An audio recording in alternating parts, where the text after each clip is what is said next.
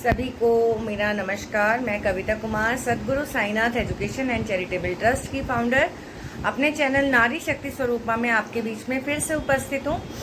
आज का जो मेरा टॉपिक है तो वही बहनों और भाइयों के त्यौहार से रिलेटेड ही है। जैसा कि आप सब जानते हैं, रक्षाबंधन है, भाई दूज भी आता है और सभी बहनों का एक खुशी का ये मौका होता है कि वो अपने मायके जाती हैं, अपने माँ बाप के घर जाती हैं, अपने भाई के घर जाती हैं, भाई की मंगल कामना के लिए, उनको आशीर्वाद देने के लिए। अगर छोटी बहन हो चाहे बड़ी बहन हो, जब भी वो वार और त्यौहार पर अपने मायके जाती है तो वो अपने भाई बहन, अपने माँ बाप के लिए हमेशा दुआएं ही मांगने जाती हैं कि वो घर में जैसे भी रहें, स्वस्थ रहें, खुश रहें, आबाद रहें। कोई भी बहन या बेटी अपने भाई बहनों को, अपनी भाभियों को, अपने रिश्तेदारों को किसी तरह की कोई भी बद्दुआएं कभी नहीं देती। वो हमेशा दुआएं देती हैं बहनें जब भी अपने माँ बाप के घर जाती हैं। मैं इसी पे आज एक चर्चा करना चाहूँगी। मेरे पास बहुत सी कई बहनों के मिलते रहते हैं, बहुत सी महिलाएं मुझसे मिलती हैं। वो ये कहते हैं कि भाई हमारी भाभी हमें पूछती नहीं है हम जब जाते हैं, और जब हम अपनी माँ बाप के घर जाते हैं, हमारे पेरेंट्स नहीं हैं या हमारे पेरेंट्स हैं, मेरा बड़ा भाई है, भाई हमें पूछता है पर भाभी नहीं पूछती, और छोटा भाई है तो भी नहीं, मतलब समस्याएं आती हैं इस तरीके की। तो मैं उन बहनों से ये बात करना चाहूँगी कि हमें अपने परिवार की मंगल कामना करनी चाहिए, चाहे वो मायका हो चाहे वो ससुराल हो। अगर हम ससुराल पक्ष में देखें तो ससुराल के अंदर क्या हम, जो हमारे सास ससुर हैं, हम बहुएं बनकर गई हैं, तो क्या हम उनको उतनी इज्जत दे रहे हैं जितना हम अपने माँ बाप के लिए सोच रहे हैं कि हमारी भाभी उनकी इज्जत करे? या हम अपनी नंदों की उतनी सेवा भाव करते हैं, या उनको हम उतनी इम्पोर्टेंस देते हैं और हम अपनी आगे एक्सपेक्टेशंस करते हैं कि हमारी भाभी हमें पूछे? कईयों के जवाब हमारे पास ये होंगे कि मैं तो अपने सास ससुर को बहुत पूछती हूँ बट मेरी भाभी मेरे माँ बाप को नहीं पूछती। कईयों के जवाब ये होंगे कि भाई मैं तो अपनी नंदों को बहुत पूछती हूँ, मेरी भाभी मेरे हमको नहीं पूछती। तो हर एक की एक्सपेक्टेशंस जो हैं वो किसी की कम होती हैं, किसी की ज़्यादा होती हैं। तो मेरा मानना यहाँ पे ये है कि एक औरत है, वहाँ पे भी एक औरत है, यहाँ पे भी एक औरत है, आप भी एक औरत हैं। तो औरत ही औरत को घर बनाती है, औरत ही औरत का घर बिगाड़ती है।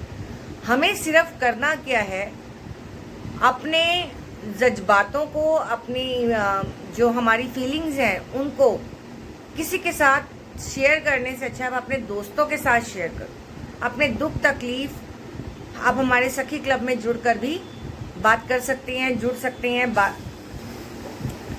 आप हमारे सखी क्लब में जुड़कर भी अपने मन की बात, अपने दुख तकलीफ, अपनी परेशानियां हम लोगों से डिस्कस कर सकते हैं और उसका सॉल्यूशन आपके अपने हाथ में होगा। तो सॉल्यूशन का रास्ता सिर्फ हमें अपने हाथों में लेना है, हमें करना कुछ भी नहीं है।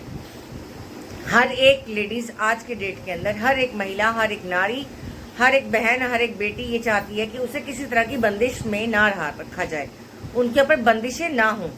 पर कुछ जगह पर हमें बंदिशें करनी पड़ती हैं, जहां हमें ज़रूरत लगे हमें उनको बांधना पड़ता है, क्योंकि अगर वो बंधन नहीं होगा तो आज़ादी भी ज़्यादा हमें नुकसान कर सकती है। ये कहा जाता है, ये माना जाता है। तो बंधन भी उतना ही अच्छा है, शक्ति भी उतनी ही आवश्यकता है जितनी की ज़रूरत है। ज़्यादा बंधन और ज़्यादा शक्ति भी कई बार हमें नुकसान जो है उसका देकर जाती है। तो हमें उन्हीं रिश्तों को इम्पोर्टेंस देनी है जहाँ पे हमारे रिश्तों की कदर, जहाँ कदर नहीं वहाँ जाना नहीं, जहाँ इम्पोर्टेंस नहीं वहाँ जाना नहीं। हर एक लड़की आज के टाइम के अंदर, आज की जो महिलाएं हैं मैंने देखी हैं, बहुएं आती हैं जो वो अपने मायके वालों के साथ बहुत ज़्यादा खुश होती हैं जहाँ की ससुराल पक्ष के साथ। ऐसा क्यों होता है, ऐसे क्या कारण है, ये मैं जानना चाहूँगी। आप कमेंट बॉक्स में ज़रूर बताइएगा, क्योंकि राय तो मैं तो अपनी राय आपको दे ही रही हूँ, बट लेकिन आप लोगों की राय भी मैं ज़रूर जानना चाहूँगी। इवन देन मेरी इस वीडियो को मेरे भाई लोग भी देख रहे होंगे और वो भी अपनी एक राय ज़रूर देंगे कि जब एक लड़की शादी होकर अपने ससुराल आती है और ससुराल में आने पर उसके साथ ऐसा क्या होता है कि वो अपने मायके की तरफ खिंच जाती है उसके बजाय ससुराल के। वो ससुराल की ना होकर मायके की तरफ ज्यादा होती है। थोड़े समय के बाद लड़का भी जो है वो ससुराल वालों का हो जाता है, मायके का नहीं। वो अपने माँ बाप को छोड़ देता है ससुराल वालों की वजह से। जो जन्म देने वाले माता पिता थे वो उसको बुरे लगने लगते हैं अपनी बीवी के आते ही, और जो बहनें उसके साथ बचपन के साथ पली बड़ी, खेली कूदी, साथ रहा, इतने सालों का जो रिश्ता बहन भाई का रहा, वो खून का जो रिश्ता था, एक बहू के आते ही वो रिश्ता भी, बहनों का भी रिश्ता उसके आगे फीका पड़ गया। इतनी इंपॉर्टेंस ससुराल वालों को मिलने लग जाती है। ऐसा मतलब उसके मायके की तरफ हो जाती है और लड़के के ससुराल की तरफ होती है। ऐसा क्या होता है, ऐसे क्या कारण होते हैं? इसके जो 2 कारण मुझे समझ में आए वो मैं आप लोगों के सामने शेयर कर रही हूँ, बाकी आप अपनी राय दे सकते हैं। पहला कि या तो ससुराल वालों की जो चीजें थी वो फुलफिल नहीं हुई, उनके मन मुताबिक चीजें नहीं हुई। कुछ ऐसे सर्कमस्टांसेस हुए शादी के वक्त, शादी के दौरान, शादी के बाद, कुछ ना कुछ ऐसी, या वो उनकी नजरों में खरी नहीं उतरी, तब वो मनमुटाव पैदा शुरू हो जाता है, जिससे मनमुटाव बनता चला गया और दूरियां रिश्तों में बढ़ती चली गई। दूसरा, अगर वो मन मुताबिक नहीं हुआ, दूसरा कि उनके पीहर वालों की इंपॉर्टेंस ज्यादा हो गई, पीहर वालों की इंटरफेरेंस ज्यादा हो गई, तब भी ये चीजें हो जाती हैं। तो यहाँ पे जो सर्कमस्टांसेस होते हैं, हमें दोनों ही पहलुओं को लेकर चलना है। जब एक रिश्ता, लड़का और लड़की की जब शादी होती है तो 2 परिवारों का मिलन होता है। 2 परिवारों का, खाली लड़का लड़की की शादी करना ही नहीं होता, उसमें 2 परिवारों का मिलन होता है। वो 2 परिवार लड़के वालों का भी होता है और लड़की वालों का भी होता है। यहाँ पे दोनों पक्षों को एक रखकर हमें काम करना होता है। जितनी बेटियों की इम्पोर्टेंस मायके में होती है, उतनी ही इम्पोर्टेंस बहुओं की ससुराल में भी होनी चाहिए। दूसरा, जितनी नंदों की इम्पोर्टेंस मायके में होती है, यानी कि उसके अपने परिवार में होती है, उतनी इम्पोर्टेंस वहाँ पे वो बहू को भी दे। तो दोनों पहलुओं को लेके चलना पड़ता है, दोनों परिवारों को एक होना पड़ता है। दोनों रिश्तों के अंदर जितनी भी हमारी मिठास बने उसको हमने बढ़ाना है, उसको फैलाना है, क्योंकि ये नाजुक रिश्ते होते हैं और इनको बहुत ही हमें ध्यान से इनको लेकर चलना पड़ता है।